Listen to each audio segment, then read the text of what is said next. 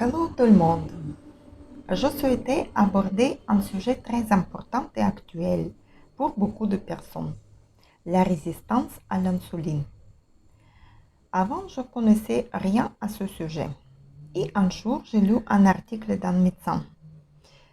En même temps, j'ai fait une prise de sang et découvert que, comme beaucoup de gens, j'ai aussi le cholestérol et le sucre un peu élevé.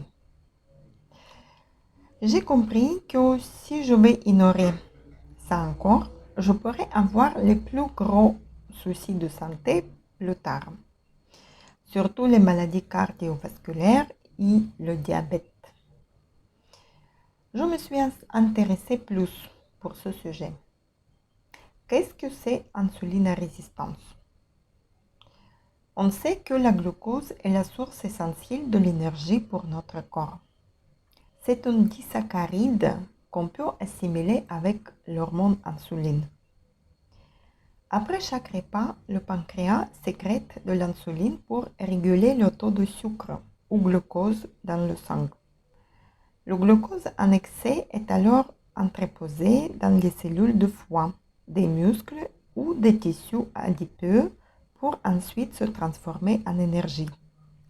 La glycémie ou le taux de glucose dans le sang est ainsi stabilisé. En cas de résistance à l'insuline, ce mécanisme peut être perturbé et les cellules ne réussissent plus à capter le sucre et ils perdent la sensibilité à l'insuline.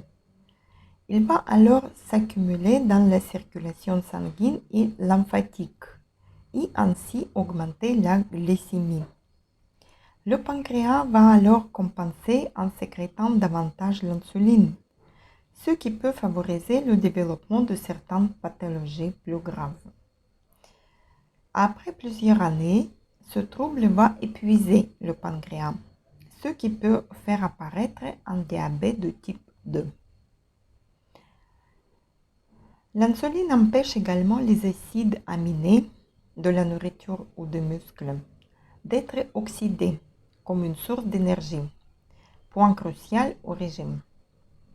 Toutefois, c'est aussi une hormone qui favorise la lipogénèse, synthèse des tissus adipeux. Il peut envoyer les acides gras et le glucose aux cellules graisseuses plutôt que de favoriser le grain musculaire. Les causes d'insulinorésistance. Elle a plusieurs facteurs génétiques ou environnementaux peuvent augmenter le risque de résistance à l'insuline.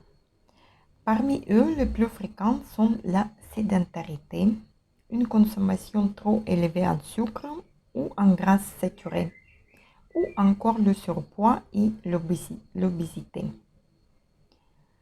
Parmi les symptômes qui peuvent reconnaître une résistance à l'insuline peuvent se manifester des troubles de sommeil et une fatigue régulière, des envies de sucre et des fringales, des cycles menstruels irréguliers, une dérégulation hormonale, des problèmes de concentration, une prise de poids inexpliquée, notamment abdominale, la prise de ventre, des troubles digestifs, une humeur instable, des picotements sur les mains et les pieds, des taches brunes au niveau des aisselles et des coups.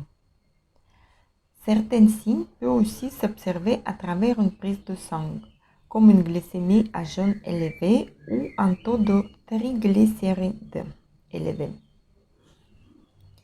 Ensuite, à la longue durée, des symptômes peuvent se développer et provoquer les maladies plus graves, telles que AVC, infarctus, hypertension, athérosclérose.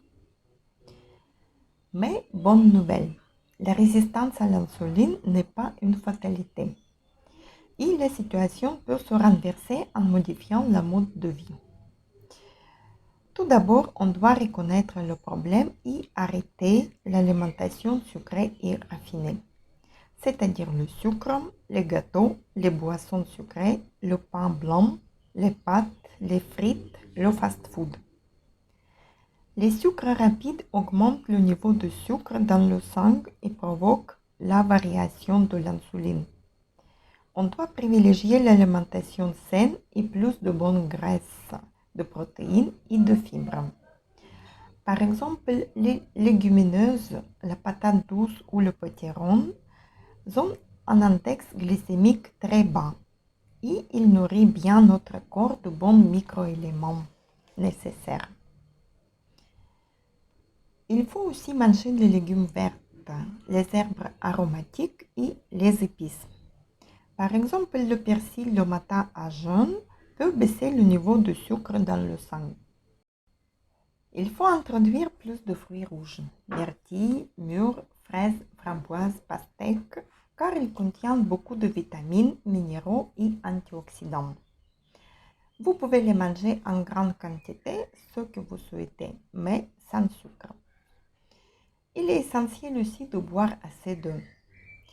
Chacun doit trouver sa quantité nécessaire pour son corps. Et encore le jeûne est très favorable pour la lutte avec insuline-résistance. Il active les gènes sirtuine qui régulent de son côté le métabolisme et les autres hormones. Depuis quelques années, le jeûne intermittent devient à la mode.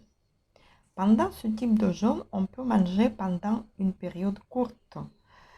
Par exemple, le plus suivi, c'est la fenêtre de 8 heures pour le repas et 16 heures de jeûne, ou 6 heures de repas et 18 heures de jeûne. Soit on évite un ou deux repas le matin ou le soir, selon vos privilèges, et on consomme que 2 ou un repas par jour. Ça provoque la baisse de la production d'insuline et améliore la résistance à l'insuline. Ça doit devenir votre mode de votre nouvelle vie. Dans la vie moderne, on tourne en ronde. Le corps ne peut plus assimiler la glucose. Le pancréas fabrique plus d'insuline et l'insuline provoque la sensation de faim. Et on mange plus sans récupérer l'énergie des éléments. Il faut arrêter la production et le stockage d'insuline. Le sport avec le régime pourront nous aider. Dans notre corps, 80% des récepteurs d'insuline se trouvent dans nos muscles. Plus on développe une masse musculaire, plus on dépense les stocks d'insuline. C'est pourquoi une bonne activité physique régulière est nécessaire.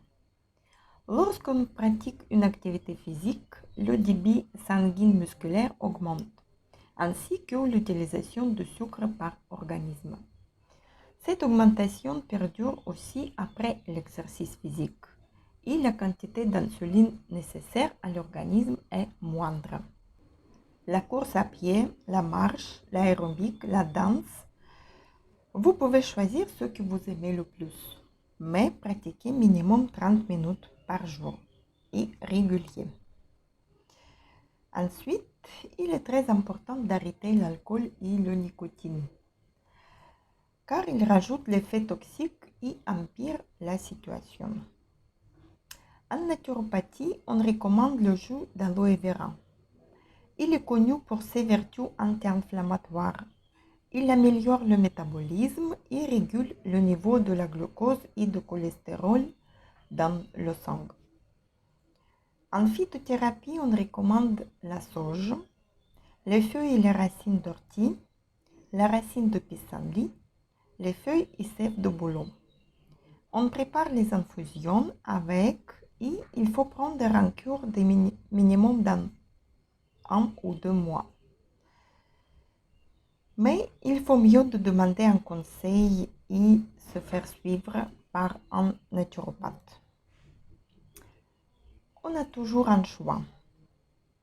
Soit on élimine toutes les gourmandises et on adopte la mode de vie saine, soit on laisse tout comme avant et si on devient malade, on prendra les médicaments.